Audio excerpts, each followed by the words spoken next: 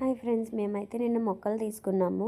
అపరాజిత అంటారు కదా, శంఖం పువ్వులు, అవి ఒకటి, రోజు ఒకటి, 2 చామంతి రకాలు, ఒకటి కాడమల్లి, ఒక మందార చెట్టు తీసుకున్నాము. ఫస్ట్ పూలు అయితే దేవుడికి పెట్టేసి దండం పెట్టుకున్నాను, బాగా రావాలి పూలు అని చెప్పేసి. నేను ఎప్పుడో ఒకసారి తీసుకుంటే రోజ్ ప్లాంట్ అది 2 టైమ్స్ ఒకసారి తీసుకున్నప్పుడు ఎప్పుడో చనిపోతుంది అనమాట. 1 వీక్ ఉండి చనిపోయేది.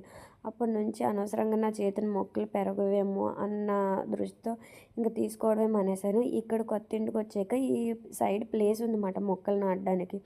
అందుకని చెప్పేసి దీంట్లో మిరపకాయ గింజలు వేస్తే, దీనికి 9 మంత్స్ బ్యాక్ వేస్తే ఇలాగ కోపం వచ్చింది. అప్పుడు అనిపించిందా, లేదు లేదు, నా చేతిని కూడా మొక్కలు బతుకుతాయి, అలా అనుకోకూడదు అని చెప్పి నిన్న 6 మొక్కలు కొన్నాను.